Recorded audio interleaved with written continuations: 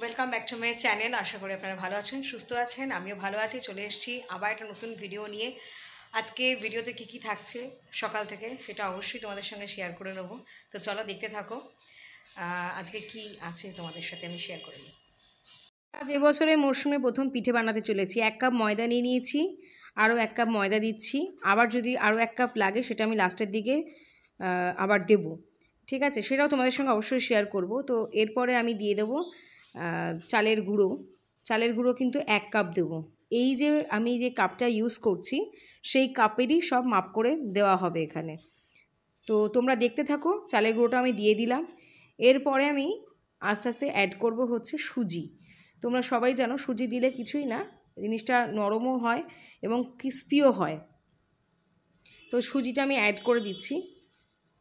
সুজি অ্যাড করে দেওয়ার পর আমি এটা জলের সাথে, মানে আমি তোমাদের দেখাচ্ছি বিষয়টা হচ্ছে এমন হবে যে গুড়, পাটালি গুড়, সেটা গরম জলে আমি ভালো করে ফুটিয়ে নিয়ে সেই জল দিয়ে গুলবো। আমি কিন্তু দুধ দিয়ে গুলবো না, কারণ এটা যেহেতু নারকেলের পিঠে হবে, গুড় দিয়ে নারকেল পাক দিয়ে যেই পিঠেটা হয় সেই পিঠেটা হবে, সেই জন্য বলছি। দেখো আমি আরেক কাপ ময়দাও কিন্তু অ্যাড করছি, কারণ আমাদের লোকজন একটু বেশি এবং একটু বেশি পরিমাণেই হবে।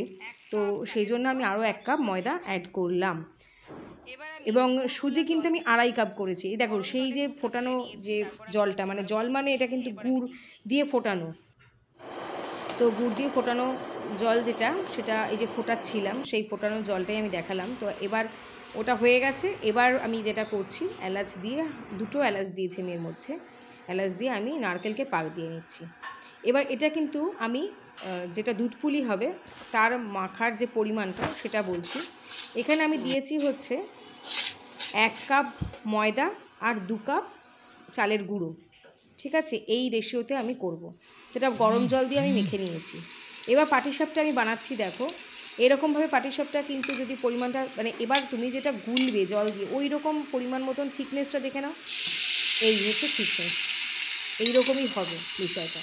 এরকম হলে কিছুই না, লাগবেও না। আর যদি তোমার ইয়েটা ফ্রাইং প্যান যদি তোমার ননস্টিক হয় তাহলে তো কোনো বিষয়ই নেই, তাহলে তো কোনো দারুণ একটা বিষয় হবে, মানে দারুণ হবে পাটিসাপটাটা। তো দেখো আমি বানিয়ে নিচ্ছি। এরকম আমি বানিয়ে নেব এবং তারপরে তোমাদের সঙ্গে আমি শেয়ার করব কেমন হলো। অবশ্যই কমেন্টে জানিও। এই বছরের প্রথম মরশুমের পিঠে দারুণ খেয়েছি, খাওয়া হয়ে গেছে। ভিডিওটা পরে যাচ্ছে, তোমাদের সঙ্গে শেয়ার হচ্ছে পরে। তো যদি আমার ভিডিওটা ভালো লাগে তাহলে অবশ্যই আমার চ্যানেলকে, মানে ইউটিউব চ্যানেলকে সাবস্ক্রাইব করো আর ফেসবুক পেজকে ফলো করে দিও। পাশে থেকো, আরও ভালো ভালো ভিডিও তোমাদের সঙ্গে আমি শেয়ার নিশ্চয়ই করব।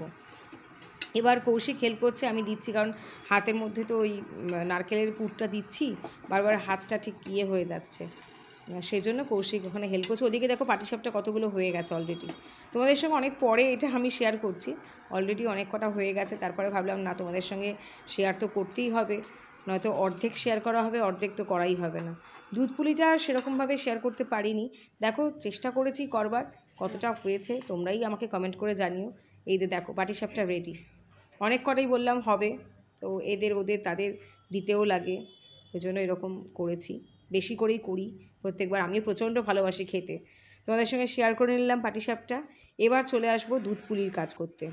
দুধ পুলিটা দেখো আমি এবারে এইরকম স্টাইলে কেটে নিচ্ছি। কেটে নিয়ে তারপর আমি বানাবো। তো বানানোটা তোমরা দেখতেই পাবে আমি কিভাবে বানাচ্ছি। তো কিছু মনে করো না, এরকম অবস্থা। এই যে বানানো দেখেছো, বানানো হয়েছে, একটু স্টাইল করেছি, একটু অ্যাকচুয়ালি এই স্টাইলটা কিন্তু কৌশিক করে দিয়েছে।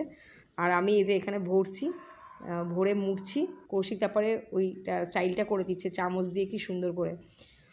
এই দেখো দুধপুলি রেডি। তো কেমন হয়েছে? আর দুধপুলির মধ্যে, দুধের মধ্যে কিন্তু আমি কিছুই করিনি, একটু গুঁড়ো দুধ অ্যাড করেছিলাম, চিনি অল্প করে অ্যাড করেছি, আর পুরোটাই করেছি গুড় দিয়ে।